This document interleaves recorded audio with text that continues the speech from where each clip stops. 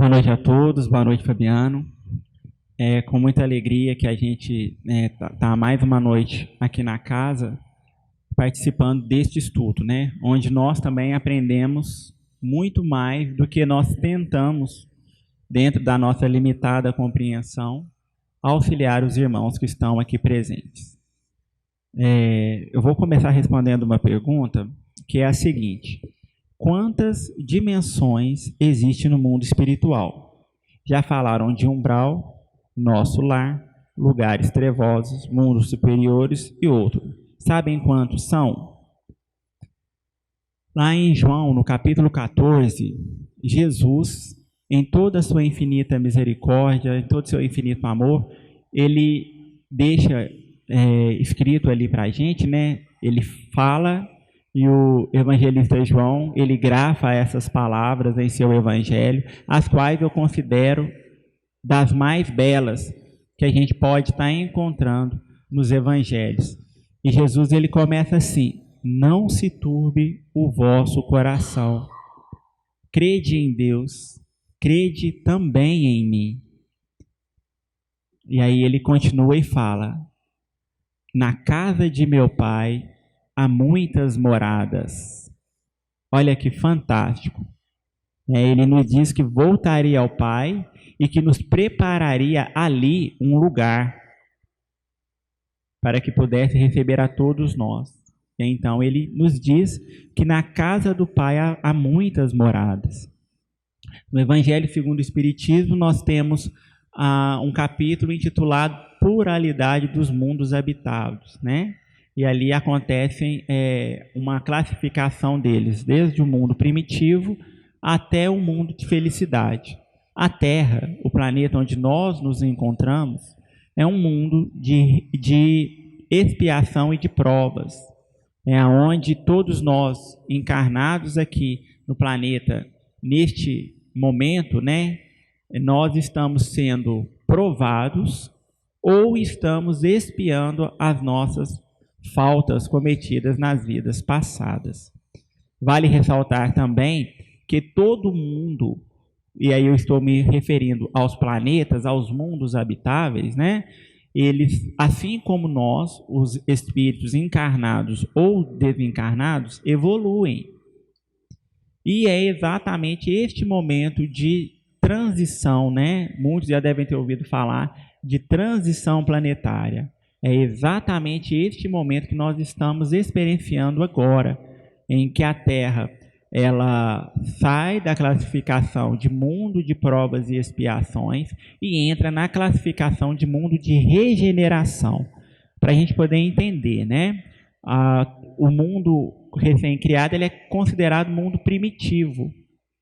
E aí depois a gente tem o mundo de expiação e de provas, depois regeneração, mundos felizes e moradas celestes, que já é um grau bem adiantado do estado do espírito, né? Para a gente se contextualizar em termos de tempo, para a gente entender, né? Quando Jesus ele encarna na Terra, porque ele não reencarna na Terra, né? Até porque o Cristo ele foi quem, juntamente com os arquitetos siderais, construiu este planeta maravilhoso para que aqui a gente pudesse estar vivendo as nossas experiências. Por isso mesmo, ele é o nosso governador espiritual. Então, o que acontece? Antes da encarnação do Cristo, a Terra vivia um momento de primitividade. Se a gente for observar como que era o contexto de vida daquela época, era guerra todo dia, não era assim? Nação dominando nação, a violência ela meio que imperava, não é verdade? Tanto que nós temos grandes impérios, né, antes de Cristo, e que após o Cristo eles tiveram o seu declínio e, em consequência, também a sua queda. Quando Jesus ele encarna, tanto que existe um versículo também, também no Evangelho de João, pouco antes, né, da sua crucificação, quando ele encontra com sua mãe Maria, ele olha para ela e fala: mãe, eis que faço nova todas as coisas. Naquele momento estava sendo inaugurado na Terra os novos momentos, né, as novas coisas do planeta, em que ele saía do mundo primitivo, da classificação de mundo primitivo, e entrava na classificação de mundo de provas e expiações. Agora, quase de 2.000 anos depois, nós entramos na classificação de mundo de regeneração. E o que é o mundo de regeneração? É aquele mundo que ele é intermediário. Ele não é totalmente feliz e também não os espíritos encarnados nele já não tem mais tanto o que expiar. Então, as penas, as provas, elas são mais suaves, né?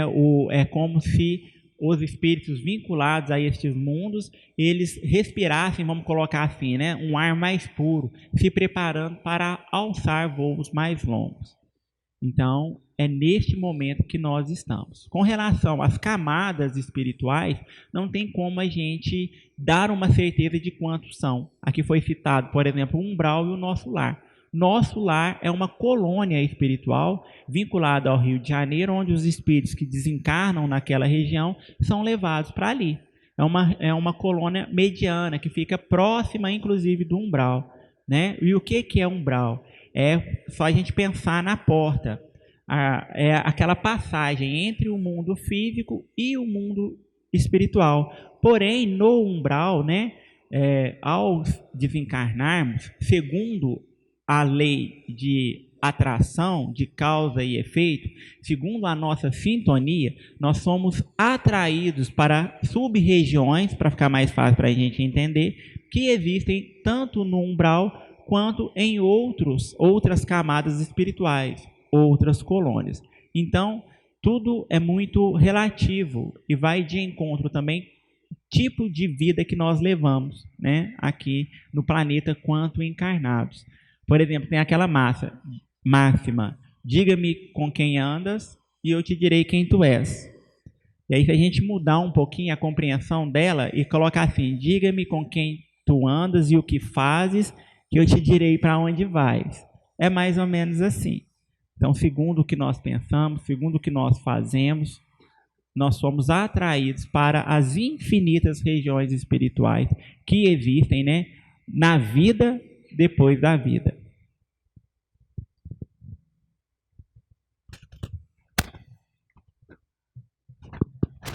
Boa noite a todos. Mais uma pergunta que chegou para nós estudarmos juntos. O espírito escolheu como vai partir, a forma da morte e a idade que vai acontecer? De fato, todos nós, no exato momento em que estamos aqui, já estamos projetando o nosso futuro.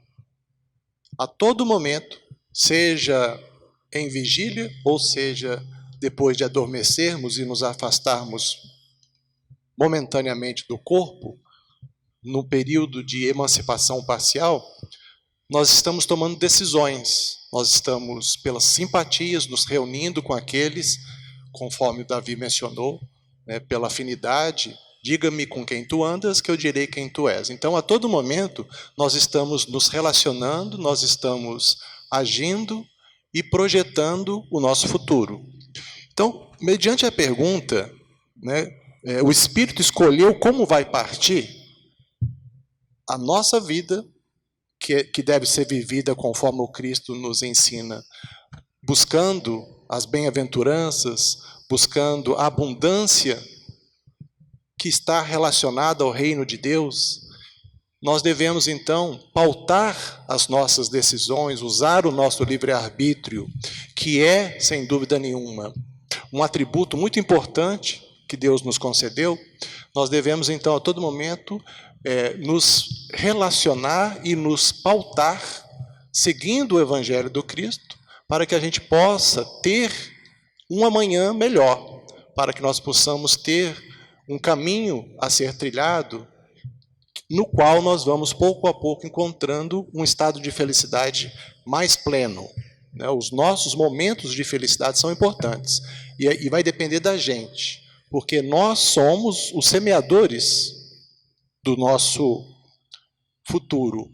Estamos arquitetando a todo momento o que nós seremos, e o que nós somos é muito importante. Então, quando ela fala assim, o Espírito escolheu quando e como vai partir, antes de reencarnar, porque essa é a lei de progresso, que a doutrina espírita nos ensina, a todo momento nós estamos escolhendo e projetando, e estamos inseridos nessa lei, que é uma lei universal.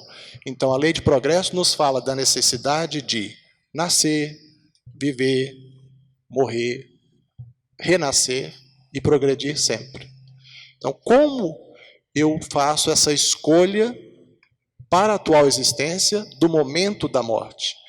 Como eu vivi nos momentos anteriores à atual existência. Quando ainda estava numa existência anterior, eu já projetava o meu futuro, como seria a minha condição, igual o Davi mencionou. A condição de céu e inferno não é um lugar circunscrito, é um estado de espírito mediante a consciência que nós temos das ações que nós tomamos. Então, na existência anterior, eu passei pelo processo da morte e da desencarnação. Todos nós passamos aí 30 até 70 anos, em média, na erraticidade, que é um intervalo entre uma existência na carne e outro. Então, a partir do momento que nós vivemos na erraticidade, nós já estamos nos preparando para uma nova oportunidade para dar curso a essa lei de progresso, uma nova oportunidade de reencarnação. E a partir do momento que a gente está nessa preparação, nós somos... passamos pela mentoria do nosso espírito protetor, que muitos chamam de anjo da guarda, e dos espíritos que são superiores a nós, que estarão nos aconselhando e nos auxiliando nesse projeto dessa nova reencarnação. Porque a evolução, ela se dá a partir do momento que a gente progride intelectualmente e a gente evolui moralmente. Então, esses mentores nos aconselham. Então, quando eu vou reencarnar? Em qual família reencarnarei? Reencarnarei num corpo masculino, num corpo feminino? Então, essas escolhas mais importantes, nós somos auxiliados. Mas tudo dependeu também das minhas ações do passado. Então, passado, presente e futuro são solidários. Nós somos herdeiros de nós mesmos. Então, antes de reencarnar, o momento da morte, que seria mais ou menos na época da vida que eu teria que estar voltando para a parte espiritual, isso tem uma definição, porque são as partes mais importantes de uma nova existência na carne. Então, isso está definido nas leis e nos desígnios de Deus. O momento em que cada um de nós estará retornando. Nós podemos, de maneira, às vezes, irresponsável, antecipar isso, né, com os excessos e tudo mais que a gente sabe. Mas, então, todos nós temos o momento mais adequado para o retorno para a pátria espiritual. Agora, a forma da morte, ela também depende desse projeto reencarnatório, porque nós costumamos até comentar, a gente estava comentando aqui com o Arnoldo, quando a gente estudava lá no CEP, com o Vicente, e o Vicente sempre ensinou para a gente, né, que a gente não deve ter medo da morte. Eu, particularmente, tenho mais medo de morrer. Qual que é a diferença? Quando nós estudamos a doutrina espírita e procuramos nos tornar aqueles espíritas cristãos que seguem os ensinamentos do Cristo, nós não devemos nos preocupar muito com o futuro, a partir do momento que nos esforçamos no bem. Então, a morte é uma passagem, é um retorno para a parte espiritual. Mas como eu vou morrer, quer dizer, o corpo vai morrer porque o espírito continua, aí eu já fico um pouco mais preocupado se eu vou dar trabalho para algum familiar, né? Se vai ser mais doloroso. Acredito que todos nós também temos esse receio. Mas, então, como vamos morrer determina muito de como nós estamos vivendo, né? E a idade que isso vai acontecer também, já nas contas de Deus, todos nós já temos esse momento. Pode ser daqui 5 anos, pode ser daqui 5 minutos, pode ser daqui 10, 20, 30 anos, mas todos nós vamos. Eu até me lembro muito da minha esposa quando fala-se nesse tema da morte, que é a pergunta da moça aqui. Ela fala que quando a professora falou na sala de aula que todo mundo vai morrer, isso ela tinha 7 anos, ela ficou em choque, porque ela não, criança de 7 anos, né, ela pensava, gente, mas os meus pais vão morrer, eu vou morrer? Então esse choque ela traz com ela fala que ela nunca deixou de pensar na morte, mas é importante que a gente assuma uma postura diante da vida para que a gente não se preocupe, então, quando esse fenômeno natural acontecer com cada um de nós, ok? A religião espírita é cristã? O que a faz divergente das outras? Bom, muitas coisas. São muitas coisas que diferem o espiritismo das demais religiões cristãs. O espiritismo é sim uma religião cristã porque estuda o evangelho de Jesus Cristo. Então, por isso é considerado uma religião cristã, tá? Talvez um dos principais aspectos que faça a diferença entre o espiritismo e as demais religiões cristãs é que o espiritismo ele tem a certeza e a ciência que existe a reencarnação, que a reencarnação ela é uma lei, né? O que não é algo novo para a humanidade, muito menos para as religiões que antecederam Cristo e a própria religião judaica do tempo de Cristo. Por mais que isso pareça estranho, a gente está ouvindo, mas é verdade. Outra coisa que difere o espiritismo das demais religiões cristãs é que no espiritismo não existe sacerdote, não existe uma cadeia de comando. Ninguém é maior ou melhor do que ninguém. O próprio Kardec, ele colocou o nome na doutrina espírita de espiritismo porque ele não chamou para si vamos colocar assim, né, a criação dessa religião, dessa filosofia e dessa ciência, mas porque ela veio dos espíritos, né, do espírito de verdade. Então, por isso, na doutrina espírita, a gente não tem nenhum sacerdote, nem papa, nem bispo, nem nada nesse sentido. Também não existem rituais na doutrina espírita, né? O que é outra vertente, uma outra característica que difere muito de outras vertentes cristãs e também espiritualistas. Né? Numa casa espírita, a gente não se vê, né, imagens de santos, a gente não vê rituais acontecendo, porque estes são costumes de outras denominações cristãs. Eu disse agora há pouco que o que mais difere a doutrina espírita das demais religiões cristãs também seja o fato de que a doutrina espírita ela acredita e tem ciência da reencarnação como uma lei, né? Então não indifere se eu acredito ou se eu não acredito. Quando eu desencarnar e chegar no mundo espiritual, eu vou receber essa notícia. Prepara que vem o segundo tempo, ou terceiro, quarto, depende, né, de cada um. Mas que é uma verdade que nós voltaremos a viver no plano físico. Pode até ser que não seja nesse planeta, né? Mas que a gente vai voltar a viver no plano físico, vai. Como já aconteceu conosco em diversas outras existências pretéritas, né? Mas, Davi, você falou que desde a religião judaica eles acreditavam na reencarnação. E acreditavam. Está lá no Evangelho de Mateus, né? Naquele diálogo que Jesus ele tem com seus discípulos, quando ele interpela os mesmos sobre quem as pessoas diziam que Jesus era.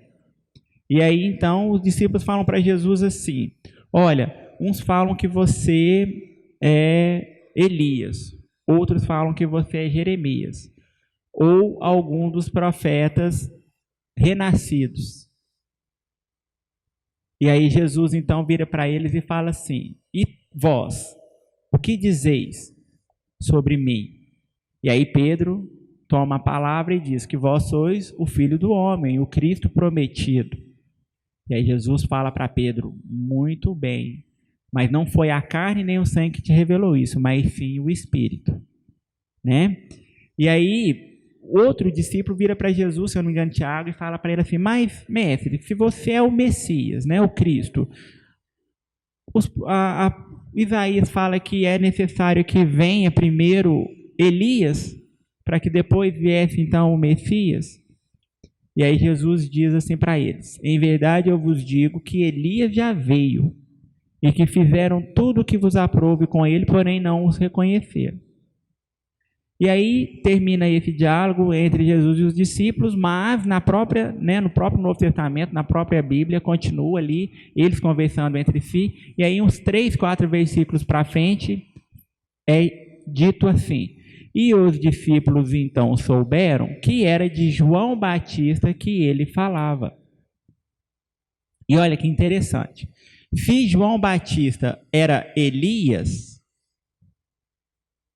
ele teve uma origem natal, assim como Jesus, porque todos nós sabemos que ele era primo de Jesus, nascido, né, da Isabel. Então, não era Elias ressuscitado, né? Era Elias reencarnado. E é tão interessante para a gente fazer aí um cruzamento, né, entre essa lei de causa e efeito, ação e reação, que é um dos aspectos que nós estudamos na doutrina espírita. Quem conhece a história de Elias sabe que a sua trajetória como profeta ela foi marcada por um desafio que ele venceu diante dos profetas de Baal, que era um deus estranho na terra de Israel, né? Ele faz um desafio que era para colocar, né, montar 2 fogueiras lá, fazer 2 montes de madeira, e que ele ia orar, e que os profetas de Baal também iam orar, e que a madeira que fosse consumida por fogo, então este seria o Deus verdadeiro. E aí os profetas de Baal passaram ali, né, o dia inteiro rezando, a noite inteira, aquela coisa toda, fez sacrifício e tudo, e não apareceu nem um foguinho sequer na madeira deles. E aí Elias tinha plena convicção, né, da sua fé, vai lá, manda eles moer a madeira dele. Não, vocês podem moer a minha madeira, que o negócio vai pegar fogo agora. E aí ele começa a fazer a oração e desce uma coluna de fogo e consome a madeira do Elias, né? E aí o que ele faz? Podia ter ficado por aí, não podia? Ele podia ter ido embora para a casa dele, satisfeito que ele conseguiu dar ali um testemunho de que existe apenas um Deus, né? E não vários deuses, como era costume alguns povos daquele tempo acreditar. Mas ele lança a mão de uma espada e decapita mais de 40 profetas lá que estavam em volta da outra fogueira. E qual foi o fim de João Batista? Quem sabe? Quem lembra? Ele foi decapitado. E aí a gente lembra de Jesus falando, né? Que o mundo não passaria, ou seja, as nossas contas não seriam zeradas até que fosse cumprido o último pingo do último J. Não é verdade? E aí também vem Pedro. Davi, mas ele decapitou 40, então ele tinha que ser decapitado 40 vezes? Não. Olha o que Pedro fala na segunda carta, né, no capítulo 6. Ele fala assim, o amor cobre uma multidão de pecados. Então, se a gente for analisar a vida, tanto de Elias quanto a vida de João Batista, a gente vai ver que eles tiveram, né, o mesmo espírito, porém em existências distintas, teve vidas totalmente dedicadas a fazer com que, segundo a crença daquele povo, o reino dos céus viesse. Né? Elias, ele defendeu ali a existência de um único Deus. E João Batista, ele preparou o caminho para que Jesus viesse. Então houve aí, vamos colocar assim, né, Fabiano, um atenuante, né? Mas ele não escapou da decapitação. Não é verdade? Então das coisas que diferem da doutrina espírita é isso. Mas mesmo sabendo disso tudo, por que que então as demais religiões cristãs não acreditam na reencarnação? Porque Jesus falou para Nicodemos, a ti é necessário que nasça novamente. Isso está explícito. Ele não falou para Nicodemos, eu preciso ressuscitar. Ele falou, a ti é necessário que nasça novamente. Né? Lá em 535, houve um concílio, se eu não me engano, em Constantinopla, onde o imperador Justiniano, que era o papa da época, né, ele era casado com a imperatriz Teodora, e ela era uma escravocrata. E então ela tinha medo de reencarnar como escrava e ter que passar por tudo aquilo que ela fazia suas servas passar. Então, como ela era muito amada pelo imperador, né, ela fala para ele o seguinte, olha, eu quero que você retire da Bíblia a palavra reencarnação, porque eu não quero reencarnar, como se fosse adiantar alguma coisa, né? E aí ele então reúne esse concílio e cria-se ali então o dogma da ressurreição. Ele troca, né, a reencarnação pela ressurreição, porque aí é cômodo. Se a pessoa ressuscitar, ela ressuscita com toda a sua pompa e circunstância. Mas se ela renascer, ela não sabe em qual condição, né, que ela vai renascer. E isso é histórico. Se todo mundo der um Google, né, vou usar essa expressão, e colocar lá, Imperador Justiniano, Imperatriz Teodora, isso vai estar escrito lá. Isso faz parte da história catalogado, documentado da Igreja Católica Apostólica Romana. E como nós sabemos que a maioria das religiões cristãs derivaram da Igreja Católica Apostólica Romana, então acabaram também herdando alguns costumes, algumas práticas e algumas crenças que são oriundas, mas, né, não tão longe assim, né, de alguns séculos aí para trás, tá bom?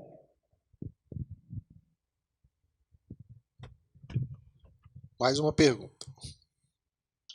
O que é preciso fazer para me livrar de uma doença grave dentro do espiritismo? É importante a gente fazer uma distinção de doença e de enfermidade. Por quê? Pode parecer ser a mesma coisa, mas a gente vai tentar fazer uma reflexão aqui. A doença, ela se manifesta no corpo físico. A enfermidade, ela está na alma, está conosco. Aqueles de nós que estamos passando por algum problema de saúde, alguma doença, a gente se depara às vezes com uma situação assim, uma manifestação de alguma disfunção orgânica, como quase sendo um sinal de alerta, falando assim para a gente, ó, nós precisamos de mudar em algum aspecto. Me lembrando aqui do professor Yamamoto, é um professor japonês, o Davi gosta muito da cultura japonesa e eu também. Ele fez o estudo com um recipiente de água e a experiência era o seguinte, um monge tibetano, você está mencionando das religiões, né? Vamos pensar aqui nas religiões do Oriente também. Um monge tibetano, então, com um recipiente de água próximo a ele, estava fazendo orações. E o professor Yamamoto, cientista renomado, ele tirou fotografia desse recipiente de água com um microscópio eletrônico. Então, é um microscópio que aumenta, amplia milhares de vezes as moléculas, então são perceptíveis a partir desse equipamento eletrônico. Então, assim ele fez, ele tirou foto do recipiente de água.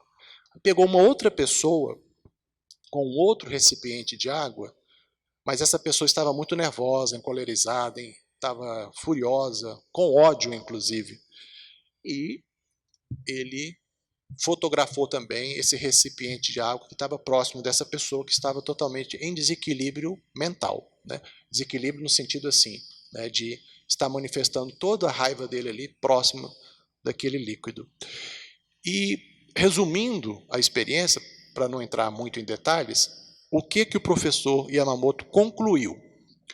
Ao ampliar e verificar as moléculas de água desse primeiro recipiente, ele observou que as moléculas estavam muito bem formadas, com uma conformação, como deve ser, perfeita e translúcida. As moléculas estavam com uma coloração de água.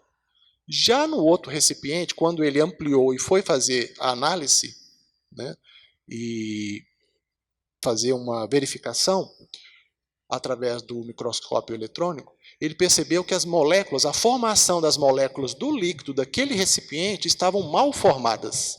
Quase que não tem aquele encontro perfeito de uma molécula com a outra, estavam disformes e estavam também com uma cor pardacenta. A cor pardacenta é uma anomalia da cor. Na verdade, a água não tem nem cor, né? Mas é só uma alusão que a gente está fazendo ao experimento. E ele percebeu, então, que a formação das moléculas daquele recipiente da pessoa que estava totalmente alterada não estavam bem formadas.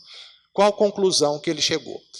Ele faz a seguinte reflexão para nós. Se o nosso corpo tem entre 65% e 70% de água na constituição, na formação do nosso corpo, imagina o que uma mente, fazendo com os recipientes que estavam com líquidos externos, né?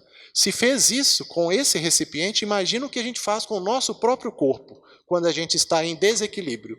Então, daí, essa reflexão de um cientista que elaborou uma hipótese, criou antiteses e teses para justificar, ele vem mostrar para a gente que nós temos, através da nossa mente, um poder muito grande de trazer para nós equilíbrio orgânico ou trazer para nós mesmos desequilíbrio orgânico, que chamamos de doenças, né, de patologias. Então a gente observa que a mente é muito poderosa. A mente do espírito, ela pré-existe ao corpo físico. O espírito pré-existe ao corpo físico e pós-existe. Mas enquanto nós estamos encarnados, o poder que nós temos de trazer equilíbrio para o nosso organismo é muito grande. Então, por isso que é importante, se a gente estiver numa situação assim, todos nós somos ainda muito imperfeitos, todos nós estamos, pelas vicissitudes da vida, pelas dificuldades nos relacionamentos, a todo momento nós podemos nos encontrar numa situação não de ódio, mas numa situação de desequilíbrio. Então é sempre importante atender à recomendação de Jesus para nós. Orai e vigiai.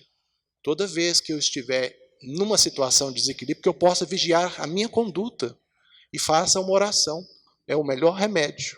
Que eu faça uma oração para fazer essa ligação com as coisas de Deus e não ficar nesse influxo da agitação da vida, que muitas vezes levamos em condições de ilusão e nos abstemos de fazer essa conexão com o Pai, que é, em realidade, o que a gente precisa sempre buscar. Não é fácil, a principal luta é contra nós mesmos.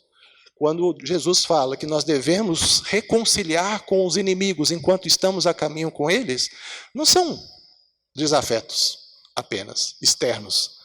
Os inimigos são também as nossas imperfeições, as nossas viciações, os nossos emoções em desalinho.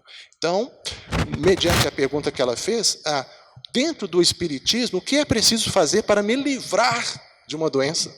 É interessante que ela fala para me livrar, né? Como se fosse, tira de mim essa doença. Mas, na verdade, somos nós mesmos que provocamos o adoecimento pela enfermidade da alma. Então, se a gente puder, dentro da doutrina espírita, fazer essa reflexão, a gente vai chegar à conclusão de que os recursos medicamentosos definitivos, como Emmanuel nos fala no livro O Consolador, residem em nós mesmos. Nós provocamos a doença em nós mesmos e os recursos medicamentosos estão dentro de nós mesmos, com a mudança de postura, de comportamento, a forma, o ponto de vista e a forma como nós enxergamos a nós mesmos e aos outros. Então, seguindo a recomendação do Cristo, que nós devemos perdoar não 7 vezes, mas 70 vezes, 7 vezes, que isso gera um número infinito, perdoar ao outro, porque eu também preciso muito da misericórdia de Deus, porque eu sou muito falível, a todo momento erro, então por que eu vou condenar o outro? Né? Eu tenho, é sim, que perdoar o que às vezes ele faz e me traz esse desequilíbrio emocional. Então, cada um de nós, individualmente e coletivamente, precisamos buscar esse ensinamento do Cristo, perdoar, procurar ser melhor, seguir o caminho do bem, o caminho das tribulações, das dificuldades, todos nós estamos passando. Então, é isso. Para a gente poder ser melhor, não é só tomar remédios alopáticos. Interessante que o Davi também já foi farmacêutico, ele conhece muito bem. Remédios alopáticos, homeopáticos, isso de alguma forma cessa o efeito, mas é a causa do adoecimento, que reside em nós. Se a gente quiser, então, fazer uma reflexão sobre como sermos mais saudáveis, de buscar um processo de cura íntima, aí sim a gente vai estar atuando na causa do adoecimento. Então a reflexão seria nesse sentido, respondendo à pergunta da moça aqui. Vou responder rapidinho essa aqui, porque ela está em concordância com a que o Fabiano respondeu. O que devemos fazer para conseguirmos a felicidade? Não vai ser correr atrás, né, do arco-íris. Tentar achar um pote de ouro lá no final do arco-íris, não. Primeira coisa que a gente precisa entender o que é a felicidade. O que é ser feliz para mim? Porque eu acredito que deva ter muitas pessoas aqui no salão que deva ser proprietário de automóveis. Não é verdade? Sim. Pois bem. Muitos aqui têm filhos pequenos ou netinhos, não é verdade? Imagina lá, né? Você chegou com seu carro, e aí o seu filhinho ali de 4, 5 anos, ou o seu netinho, vai virar para você e falar assim: ô pai, mãe, vovó, me dá a chave do carro aí que eu quero dar um passeio. Eu vou lá em Belo Horizonte porque está acontecendo um negócio lá e tal. E eu vou ficar muito feliz se eu puder ir dirigindo seu carro. Você vai entregar a chave para ele e falar com ele: olha, só não esquece de abastecer. Faria isso ou não? Hã? Claro que não, né? Isso é ilógico uma coisa dessa. O problema é que na maioria das vezes nós estamos sempre pedindo coisas para Deus que não faz o menor sentido no ponto de vista espiritual do que concerne ao verdadeiro propósito que nós estamos encarnados. Como eu disse agora há pouco, nós vivemos em um mundo de provas e de expiações. A gente não vive num mundo feliz. Mas não é porque Deus é mau, não. É porque nós não construímos essa felicidade ainda. É nós que somos os responsáveis pela nossa felicidade ou pela nossa desdita. Não é Deus que castiga. Não é Deus que é vingativo. Até porque isso são características humanas e não divinas. Se eu coloco numa bacia lá, farinha de trigo, ovo, leite, margarina, bato tudo bem batido ali, coloco no forno, aí vai sair de lá, o que será, hein? O que vai sair dessa fornada? Não vai ser uma torta de manjericão, né? Vai ser um bolo. O que eu estou querendo dizer com isso? Qual é a receita que nós estamos empregando na nossa vida, no nosso dia a dia? Eu quero viver, eu quero ser feliz, mas eu tenho espargido felicidade? Eu tenho oferecido felicidade? Eu quero viver em paz, mas eu tenho sido pacífico? Porque é dando que se recebe. Então, o que eu devo fazer para conseguir a felicidade? Primeira coisa, né? Colocar em prática o que Santo Agostinho nos ensina. Conhecer a si próprio. Como eu tenho agido com o outro? Quais são as minhas atitudes? O que sai da minha boca? O que eu penso o dia inteiro? Como eu me sinto no final do dia? Isso tudo é receita para a felicidade. Porque de acordo com como eu penso, de acordo com como eu ajo, de acordo com como eu faço com o outro, isso vai acontecer comigo. Eu não falei ali, agora há pouco, do Elias e de João Batista? Quantos séculos depois Elias reencarnou como João Batista? Muitos, né? Mais de 5 ou 7 séculos depois. E ainda assim foi decapitado.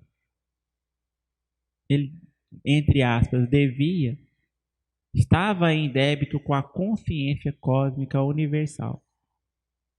Então, enquanto nós não pararmos de assinar promissórias, nós nunca vamos deixar de ter o que expiar. Nunca vamos, de fato, adentrar ao mundo de regeneração e sequer ao mundo feliz, onde, de fato, a felicidade ela é plena. Ah, Davi, então eu não posso ser feliz nesse mundo? Kardec fez a mesma pergunta. E o Espírito de Verdade respondeu que cabe ao homem procurar ser o mais feliz o quanto ele consiga neste mundo. Né? Chico Xavier foi um homem feliz, quem concorda? Mas ele teve as suas dificuldades. Ele ainda tinha, né, as suas provas e expiações, mas ele foi feliz, porque pelo menos eu não tenho consciência, nunca ouvi falar, nunca vi ninguém falar que ele maltratou, que ele fez alguma coisa de mal com alguém nessa encarnação. O que significa que ele já adiantou bem o lado dele para ele construir essa felicidade plena aqui. Não é verdade?